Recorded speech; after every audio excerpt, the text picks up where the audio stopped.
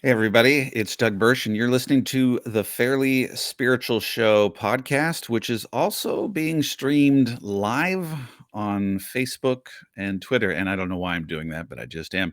On today's show, I want to talk about deconstruction, remnant theology, the rise and fall of Mars Hill, the rise and fall of the liturgists, and the rise and fall of Doug Bursch. It should be interesting. Okay. So when I used to have a radio show, it was a daily show. I was part time, but it was a 2 hour show. And some days I hardly had any time to prepare for the show. But I would have a thought in my head and I would write down some thoughts on the thought. And then we would go live. And then I would share my heart with the people. Since most of the people at the station, the management didn't listen to my show, I got away with talking about all sorts of things that I don't know. If somebody had supervised me, they might not have let me do it. And today I want to kind of have that vibe. This is live on Twitter and Facebook, although I didn't tell anyone. So right now, I don't know if anyone is even listening, but eventually this will become a podcast, or maybe not. Maybe I'll just be like, I don't want to share that. So we'll see what happens. But I've been mulling over certain things in my heart, and give me permission if this isn't articulated that well. I'm going to talk about enough controversial things that I'm sure to offend someone. That's not my goal. The goal of processing the things that I'm processing today is one, selfishly, just to kind of figure out where I am in life, but also to maybe help each of us look at our lives and what we're focusing in on and who we're giving our best energy to. So I think it was Sunday before church. I was sitting in my car, and just the thought came to me, I wonder what happened to the liturgist. What's going on with the liturgist? Now, if you don't know about the liturgist, I don't know if you'd say it's a whole movement. It really started with Michael Gungor, and then other people came along. I don't know as much about all the people. I know another one of the main persons in the liturgist was Mike McHargu, which I struggle with his last name because he just went by Science Mike. And Science Mike is someone who would come on my radio show, and I've had really good interactions with, and up to this day, I consider that to be an online friendship. Michael Gungor, I just haven't interacted with him. I've just seen what goes on with social media. But I was looking at what's happening with the liturgists because for me with Twitter, what would happen with Twitter is every once in a while there'd just be this big blow up among progressive Christians or liturgist fans or former fans, and it would usually be about something Michael Gungor has said or done. And in the last couple of years, it became more and more exaggerated. And I followed some of those things, and it used to be some Twitter battle or something he posted.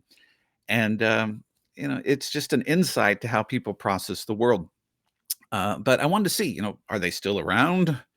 What's happened? Because the last time I checked in on them, there was a lot going on. So I went to their podcast page, and their last podcast has been, a long time. They haven't done one in a while. And it was basically Michael Gungor admitting to some things, but not everything. He was admitting to the fact that the liturgist as a brand, as a podcast, as a website, however you'd express it, was facing some real trauma. They had lost lots of their membership, lots of their giving, and gotten to a lot of conflict. And so at some level, he was trying to address this. And again, hear me clearly. I'm not trying to attack Michael Gungor here, but I just thought, this would be interesting to see how he's processing the decline, the conflict, the things that I would see tangentially. I wasn't a regular listener. I'd listened a few times and interested in what they're doing, but I had noticed how the interactions were occurring online. And so I'm listening, and at the beginning, he's arguing with himself, kind of this self-deprecating kind of thing, recognizing that he has some problems and needs help. And then the show is for him to talk with another person who disagrees with him primarily theologically, which I thought was very interesting. Because online, when I would see the issues from Michael Gungor, it really wasn't about theology. It was people who were struggling with his basic character, the way that he interacted with people, the way that he fought, the way that he didn't apologize, or the way that he apologized but still centered himself. And I don't know if he was doing all these things right or wrong, but if I looked at the problems just as an outside observer, it wasn't really the theology. But Michael Gungor brought onto the liturgist another guy who seemed to like him. They had a friendship. to talk about their differences in theology. And the other man basically asked him the question, why do you think there's such a decline right now? Why do you think this is happening to the liturgist? And I have to just tell you, I was just shocked by his answer, because his answer was almost all theology. It was, I'm going in a new direction theologically. And Michael Gunger's moved from, I don't think he'd call himself a Christian anymore. He just kind of, I'd let him describe what that is, but it's this idea of belief outside of God and universalism and whatever. So, yes, there definitely has been a trajectory of how he expresses himself in existence in any kind of faith context.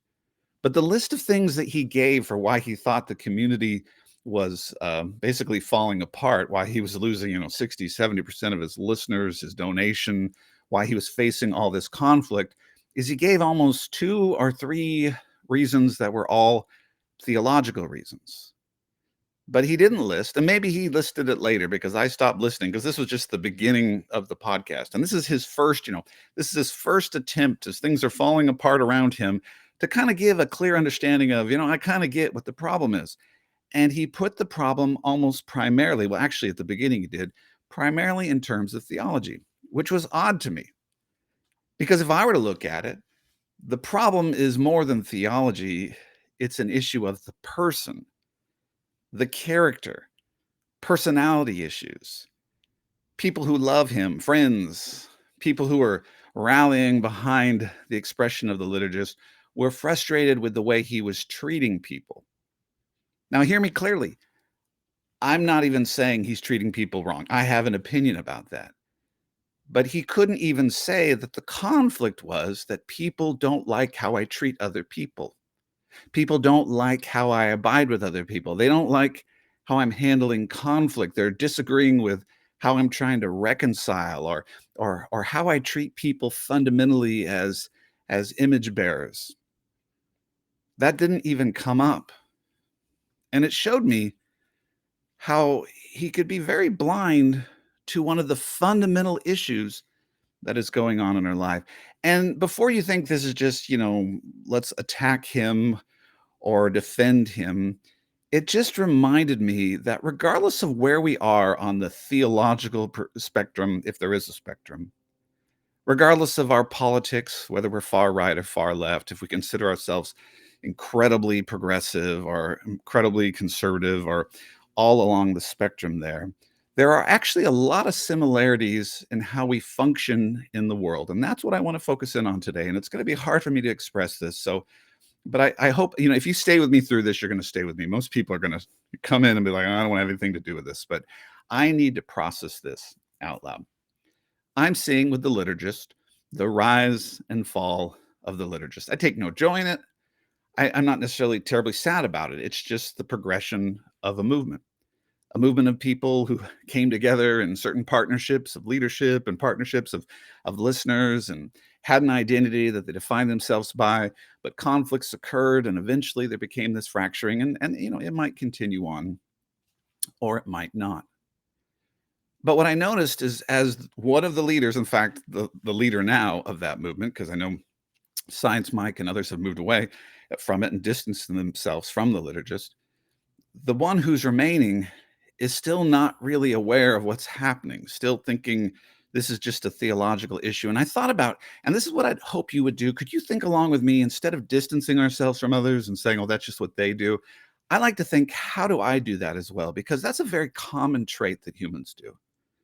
When people reject us, when people leave us, when people break free from the movement we're in, the tendency, instead of to think in terms of personality, our behaviors, or the way we facilitate community, often the issue is, well, they just didn't agree with things the way we agree with them. They just didn't have, they sold out their theology, or they couldn't understand, they were just a little weak in their faith and they couldn't understand the purity of our theology. It's amazing how often we present things in that way. So I thought about that idea of the rise and fall of the liturgist because of something else that many of you know about. The Christianity Today put together this long, and probably too many episodes long podcast, The Rise and Fall of Mars Hill.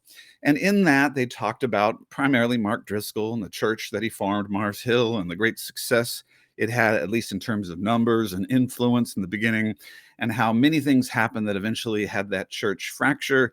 Mark Driscoll leave that community, start a church somewhere else, and leave a lot of people hurt and full of pain and just going, what do I do? And again, in that podcast, they gave all kinds of different reasons for why this was corrupt, or reasons why Mark Driscoll failed, or things that they did wrong. But one of the things that I would say primarily the biggest issue is not even an issue of theology, although there was some terrible theology, but an issue of a leader not being able to truly see who they are, not being able to just identify and acknowledge the fact that they might be a little bit narcissistic, or maybe a lot narcissistic, not being able to apologize, not being able to say they're sorry genuinely, not being able to go through restorative ministry. That means to sit down with the people you've sinned against, and instead of to justify yourself or just say, we have the pure theology and you don't, we're following God and you're not, making conflict a religious of who's right and who's wrong with God, not being able to just process the fact that different people experience things in different ways, and that we should genuinely respect and love those who differ from us. We should genuinely acknowledge the fact that maybe if our actions have hurt others, even if we didn't intend to hurt others, that matters. And if we're repeatedly hurting many people, we probably should do something about it. Well, there were other things they talked about in the podcast, but to me, the fundamental problem with what Mark Driscoll did in Seattle area, and that's the area I'm from, and I was on the radio at that time and very much saw the hurt, and had pastors who had left the church and people who left that church send me emails full of pain and hurt about how they've been treated. The fundamental problem to me was not the theology, although the theology could certainly facilitate bad behavior. It was the personality. It was the character of the individual. I remember I brought Mark onto my show once, just he called in, and he had said something that was very extreme, and that someone who at some level had humility would apologize. And I brought him on in the sense of to give him opportunity to apologize. But he didn't apologize. He justified and defended and doubled down and basically said, we've got the right way. The disagreement is, I'm preaching the truth and they don't believe the truth. Which made me think about how similar progressive groups and also really conservative groups are. And by the way, you can find moderates in this place too, but it's easier for me to tell this story between those two groups. In the progressive group, there's sometimes this idea of, we're just a little bit more special than everyone else. The term is we are evolving, right? And I think evolving is not a good term because, one, if you say you're evolving and you're talking to people who don't even believe in evolution, that's kind of condescending, right?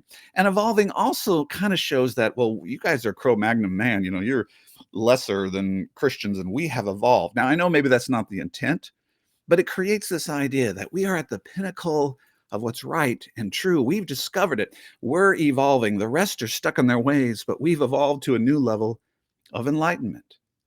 Well, what's very similar to that? Well, the conservative expression of the remnant. The world is falling apart. Everybody is going their own ways. They've all corrupted the gospel, but we have held on to the true gospel. We've held on to the true teachings while everyone else is corrupted, while everyone else is devolving, right? As everyone is going down the slippery slope to depravity, we have held on to, or maybe rediscovered, the way that Paul knew and John knew and Jesus knew. Both of those expressions very much are centered on the idea that we are a special group who found special information. We are finally the pure denomination, which is kind of what humans do in general.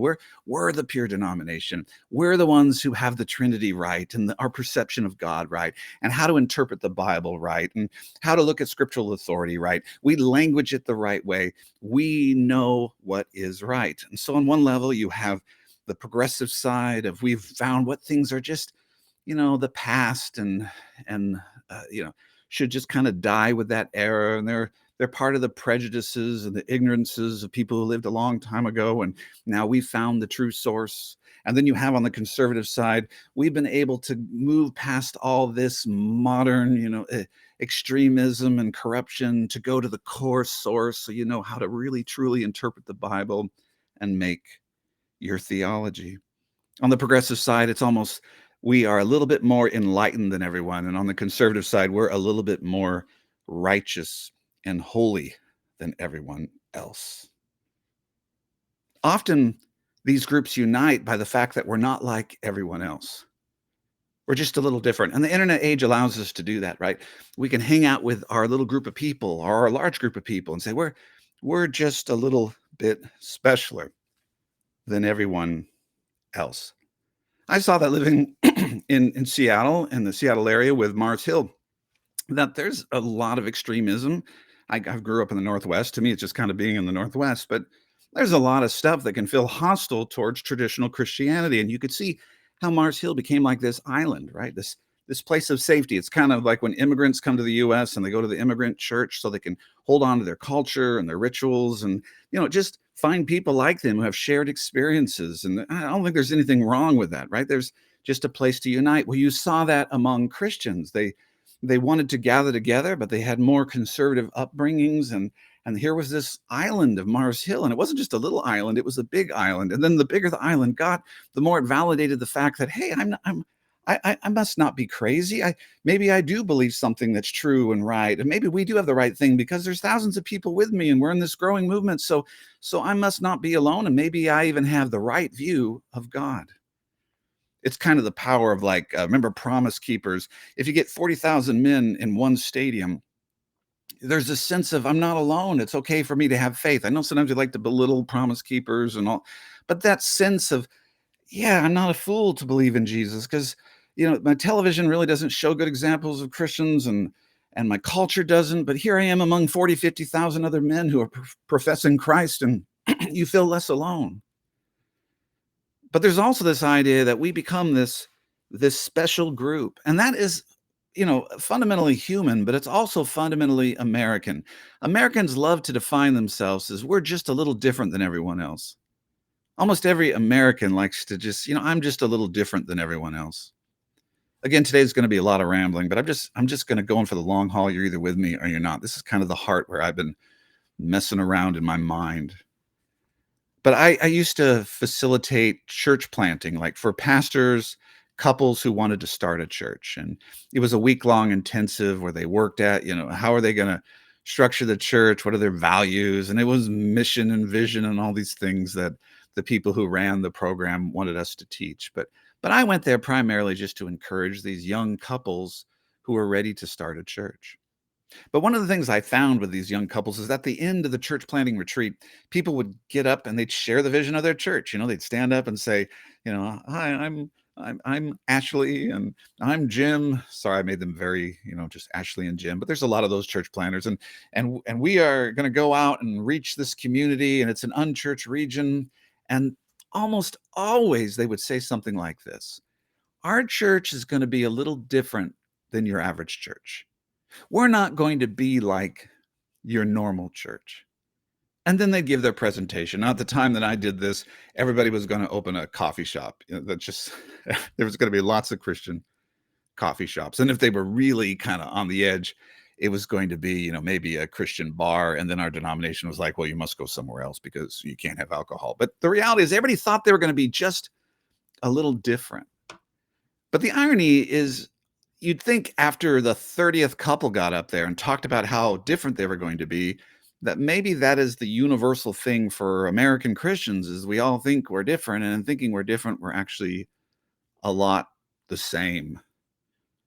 In fact, okay, I'll just tell you, on my radio show, every week we had Church of the Week. It was the radio station's way to get more Christians to listen. So they would pick a pastor of a church and have a Church of the Week, and I would interview that pastor. And depending upon whether the pastor manuscripted or not, it was either a very interesting interview or it was just like pulling teeth. By the way, I've never pulled teeth, so maybe it wasn't like that. But it was in a place where, you asked him as like a 10-minute segment that could feel like an eternity or just go by really quickly. But I would ask almost every pastor this question. At the beginning, I did it because I thought it was a useful question. But by the end, I just did it to see how many pastors would give the same answer. But I'd ask them this question or some form of this question. I'd say, what makes your church unique? I mean, what makes it special? What do you really brag about that you really love about your church? What's the thing that you just love about First Presbyterian this or Baptist this or Lutheran this or Pentecostal Revival Movement Center? Like, what's the one thing that you really love about your church? And almost 99.9% of the people would say something like this. The thing I love about our church, which makes us special and maybe even unique, is that we really love people. We really care about people. We really love. We're a loving community, and you feel welcomed and loved, and some expression of that, which was so ironic to me that we had convinced ourselves that all churches didn't love, and we'd convinced ourselves that all of us were unique in the fact that we loved each other. Now, this whole concept of basically trying to reach people or trying to unite or trying to present ourselves as unique and different, but that actually is something we all do, is such a strong phenomena in America that Apple, the makers of the MacBook and the iPhone, in case you didn't know, they actually monetized this American distinctive that all of us think we're just a little bit more unique and different than everyone else. So they sold their computers with taglines like, think different, as if you bought the MacBook or the iMac or whatever they were selling at that time, you were someone who thought different than the rest of the world. And they even used, people of importance from Gandhi to Martin Luther King Jr. to John Lennon, and they monetized those people who were different in society to sell you a product, to help you feel that when you buy that MacBook, when you buy that iPhone, you're just a little different than everyone else. And the irony is, no matter how popular the iPhone has become, and no matter how much Apple has just basically overwhelmed entire markets, they still present themselves as what unique people do. Even if in a room of 100 pastors, 80 of them have iPhones, it's still that we're the unique ones with our iPhones dancing around with our earbuds as we think different and act different. And it's important to look at this because we move forward with this idea that we're different from others, or that we can form a society or a movement that's radically different from each other. But in doing that, we stop looking at the things that make us fundamentally the same. So I can listen to the liturgist and Mike Gunger talk about why they're struggling, and he can't think about the fact that maybe some of the problems are just his basic character, his basic ability to exist with people. And that's very similar to someone like Mark Driscoll.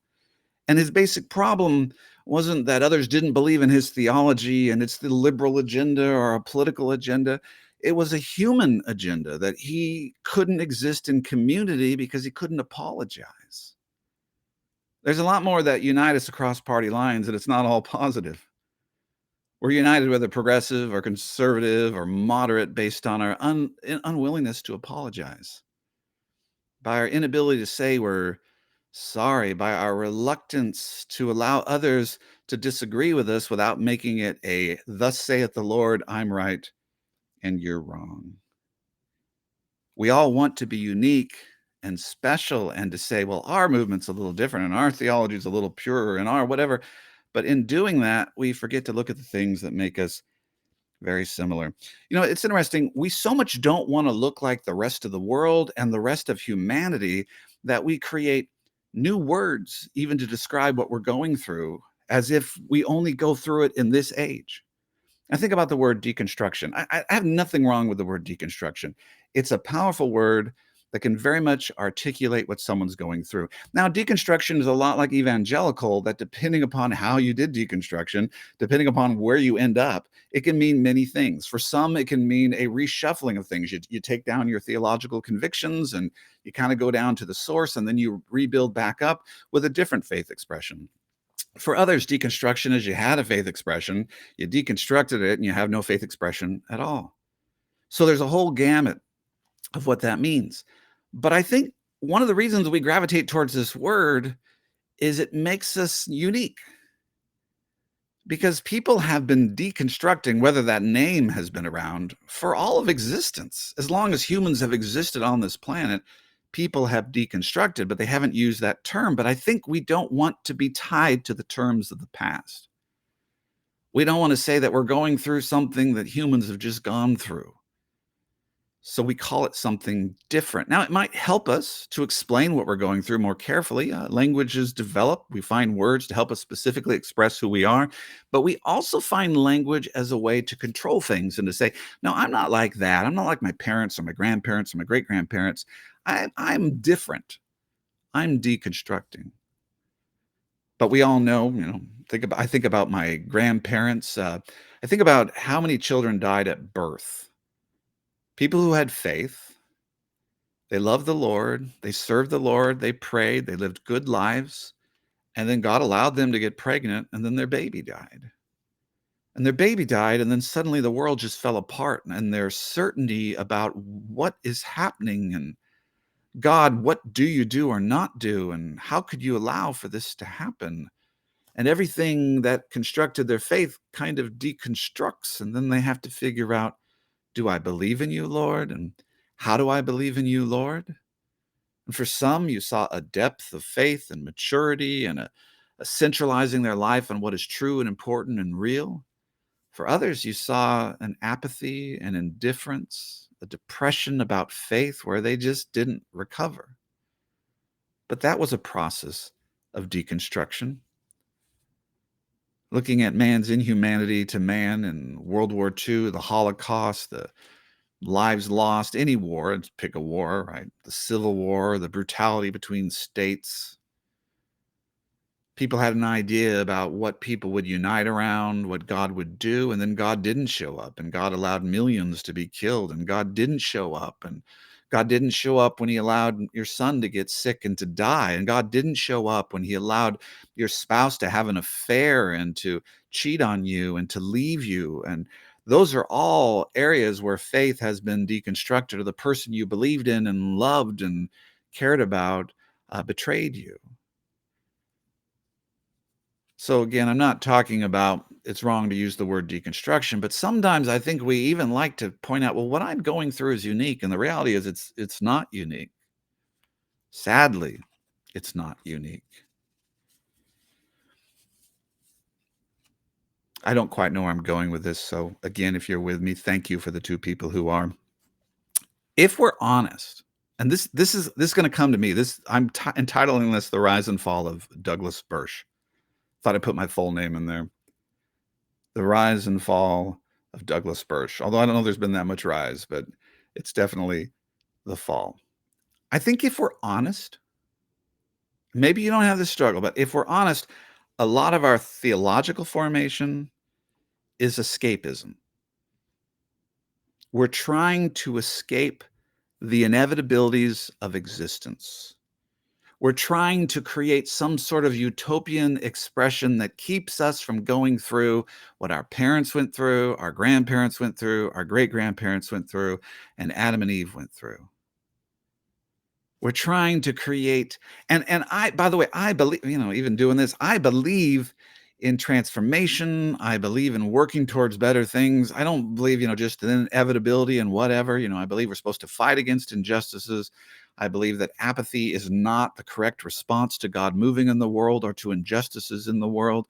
But if I were to be honest with myself, some of my theological formation, some of my community formation has been trying to escape the inevitabilities of existence, to create a utopian society, whether the progressive, the utopian evolved community that gets it right, or the far, extremist conservative, like we're going to find what the remnant is, and we're going to be like the Church of Acts and really be, and if we're like that, we'll be strong and whole and safe, and these communities will not face the traumas and the hurts and the pains of existence.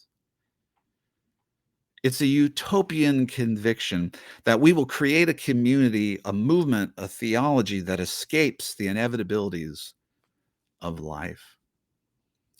You live long enough, you realize that that's probably in you more than you realize. I see that with extreme, legalistic, conservative, dogmatic people. They try to create a system like for parenting. This elaborate parenting system. If you got to raise your kids this way and discipline them this way and have these rules and consequences, and all along the way you look at their phone and you you interview the person who's going to date them and they only go on double dates, and you don't let them till they're 16 do this, until they're 18 do this, and even when they're 18 you do this, and it's all these rules and regulations, and outside of the validity of those regulations, just the whole motivation behind it seems to be at some level that I can create this utopian parenting child relationship where if I do it right, my child won't suffer. My child will love the Lord. My child won't get addicted. My child won't use drugs. My child won't be, harm themselves sexually. Won't end up in a place where they're angry at God or angry at me. I just need to do it right.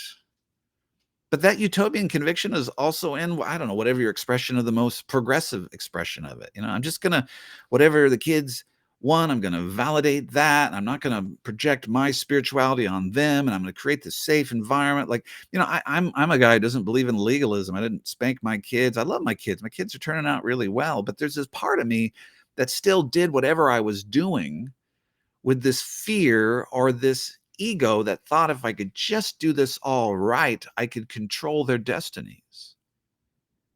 I could avoid the inevitabilities that humans are very different. And for my kids, some of them, their faith convictions are going to be, in my opinion, stronger than others. Some of them are going to be more passionate about things than others. And that no matter how I structure things, they're going to find out how to exist with them and God. And I cannot create the utopian parenting model that prevents them from being fully human. I don't give up. Again, I have strong convictions about parenting, but if I were honest, I think a lot of our parenting models, a lot of our theological models, our church models, are ways to create a utopian society where we don't have to deal with the pain and the inevitabilities of life, marriage issues. You see that as well, to create the system. And men are supposed to do this and women are supposed to do this. And if everybody does their role and we all do it right, then we won't have marital discord. We won't have affairs and we won't have sexual promiscuity. And if we just have the right system. And sadly, we even do that we won't have all these rules and we'll just talk everything out and hang out and that'll work. But the reality is, no matter how you structure existence, you're going to face pain. Or you're not immune to pain. And people just like you, who structured things just like you, go through terrible traumas. And even if you didn't go through a trauma and you were lucky enough to have a marriage where there was faithfulness and there wasn't promiscuity, it doesn't mean that someone else who does it just the way you do it is going to have the same results. We're living sometimes in this utopian conviction that if I just structured it the right way, it'll be okay and I can escape the realities of existence. This makes me think about most movements, whether progressive movements or conservative movements. Most movements, when they form and have their passionate formation, they're seldom diverse. It's often just a bunch of white people or a bunch of black people or a bunch of young people or a bunch of old people or a bunch of rich people or a bunch of poor people. Now, sometimes it's not the desire of that group to not be diverse. It's just that no other group will be with them. And often with oppressed groups, it's like, come and join us, but people don't want to join them. But there's another reason why groups are not very diverse. Like I saw within progressive movements, in general, it was a bunch of young people and they all united, but there weren't a lot of elders there. There weren't a lot of older people there. And one of the reasons there's not diversity in these groups is because diversity complicates our desire to make a utopian society.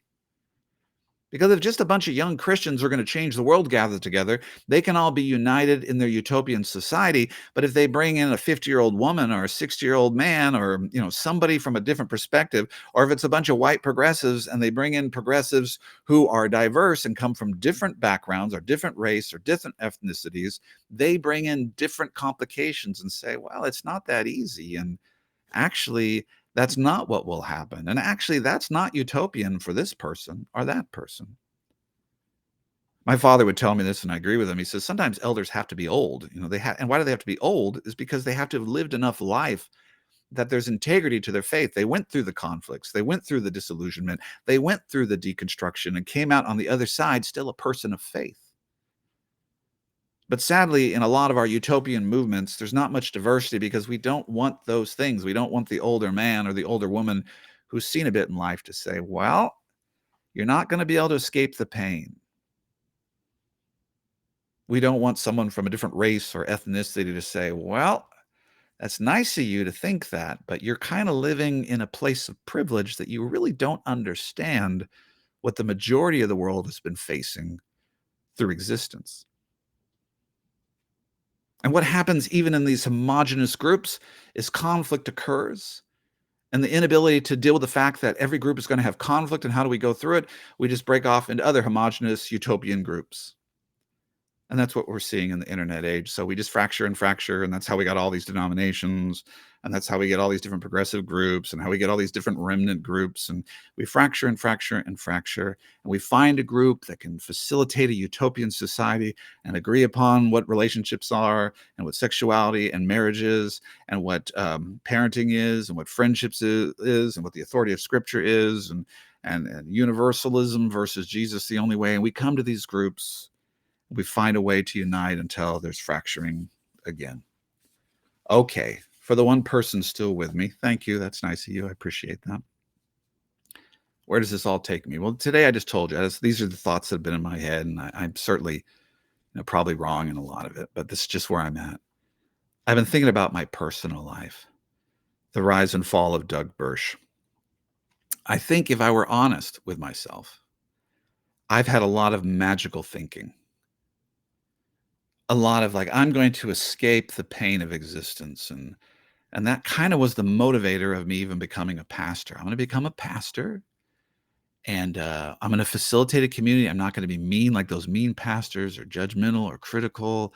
I'm not going to yell at people or abuse them or harm them. I'm going to be nice to them. And I'm going to preach the things that I feel like have brought life to me and my family.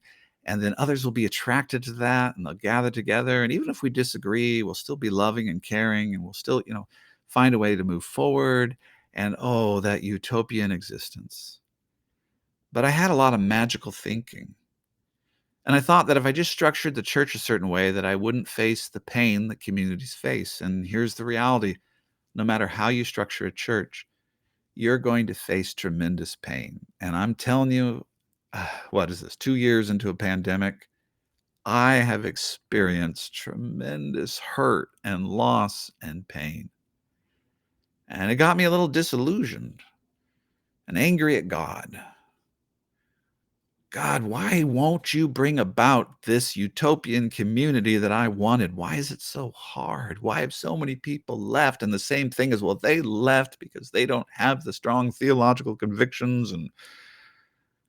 But I don't know. I don't know. Who do I blame? What do I blame? Well, I probably do the same things that those people we've been looking at on Twitter do, and those big leaders do.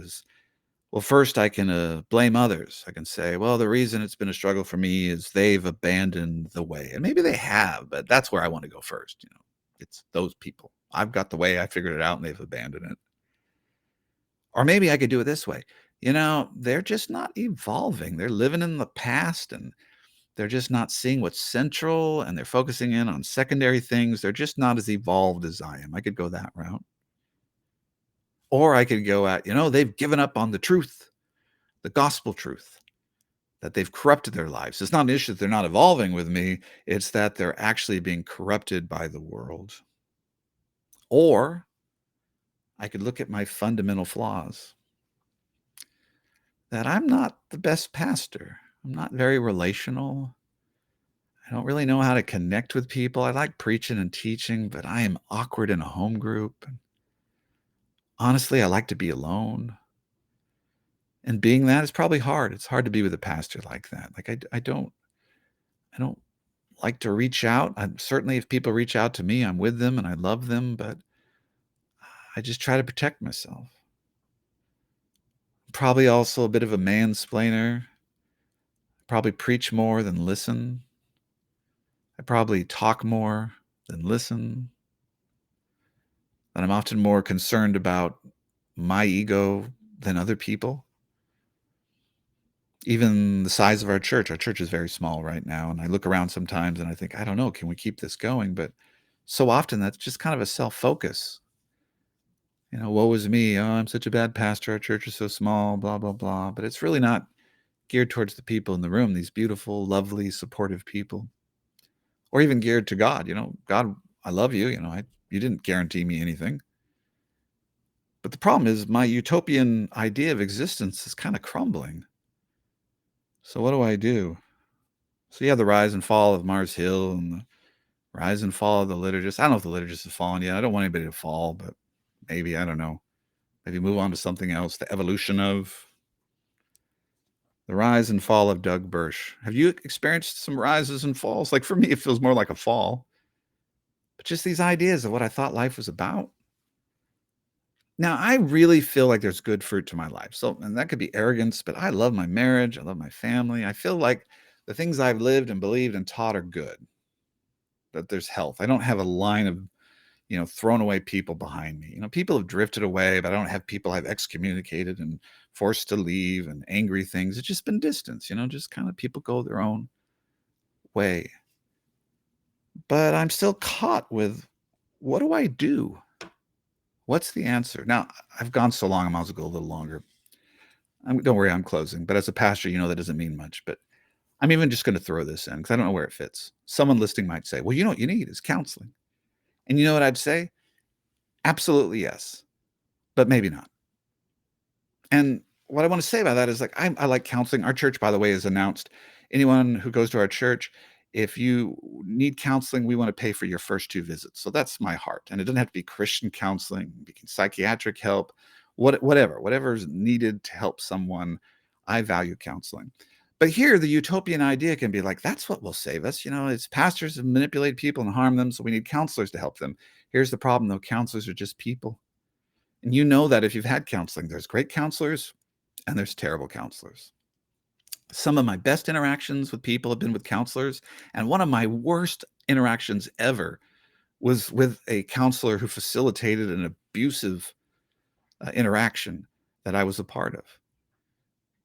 So even there, you get disillusioned because counseling is not going to save us, and pastors aren't going to save us, and Republicans aren't going to save us, and Democrats aren't going to save us, and capitalism isn't going to save us, and socialism isn't going to save us, and whatever system we're trying to do. And I have strong opinions about all those things, and I am somewhere on the spectrum with all those issues. And some things I think are far more wicked than others. But I just think that I must confront this reality that existence has been difficult from the beginning. People have been incredibly depraved and harmful and hurtful to each other.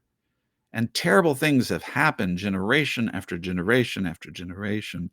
And I don't want to promote a faith that is simplistic, where it's just follow my utopian conception of existence and all will go well with you. Because it's not true. Really beautiful, wonderful people are going to go through some terrible things. And also, you can have a tremendous theology and be going to the right church and hanging out with the right people, but your character can be fundamentally flawed, and it doesn't matter where you insulate yourself. God wants to deal with that in your life. So what's the answer? Well, first I'd say, I don't know. This is what I wrote out at the end. This is an end. Yes, I'm coming to an end here. Thank you for the 2 people who listened. I'm hoping one of you is not negative towards me at the end of this. I'm hoping at least one of you is encouraged by this. But this is the thought I've been thinking about. Grace. Grace means a lot of things. By the way, in the New Testament context, grace was probably much more seen just as a gift in the terms of they had relationships where benefactors would be in the community. They would give gifts to the poor. They'd give gifts to the needy. And these gifts were charis gifts, which is grace, just a gift. They gave it not expecting to be paid back. They might expect a little bit of praise, a plaque on the wall, an announcement at the festival that they sponsored this festival, a good place to sit because they've given stuff. But they didn't give to get something in return as far as monetary. These would be charis gifts, grace gifts. It's just a gift. And if anything, Jesus' presence in the world is a gift. It's like, I've just come to give you. You don't deserve this, but I've come to give it. And to give it freely. And I'm not giving it with any expectation. You can praise me and you can love me, but I'm giving you this gift for you to do as you will with it. The gift of forgiveness, the gift of love, the fullness of the gospel, that it is a charis gift. Grace also, to me, at some level, is an expression of the unknown, that I don't really know who I am, and I don't think I ever will. But God knows, and He gave me love. He gave me grace. Because God knows me, and He knows me better than I know myself. And even as I was an enemy of God, He gave me grace. He gave me gifts that at some level I want to be that in the world, that I want to be a giver of grace, of charis. And to be a giver of charis means that I don't have to understand people's needs. I don't have to be able to discern whether they're doing it right or wrong. I just get to give them the gift that God gave me. And so that's kind of how I move forward, is like, I don't know. I don't know what you're responsible for. I don't know what my kids are responsible for. I don't know what my wife's responsible for, the people in the congregation I serve.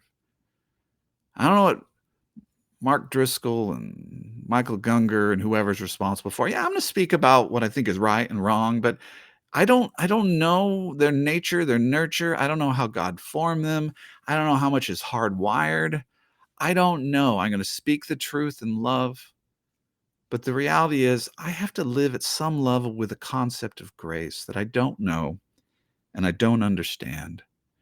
And because of that, I need to be gentle and kind, and I need to hold these systems in my hand lightly. I've got strong convictions about the authority of Scripture. I've got strong convictions about the gospel. I'm not neutral on that. Jesus is a big deal in my theological conception of existence. But I also must admit that even if that is truth, that I know it was a gift from God, and I'm not going to use that truth to judge others.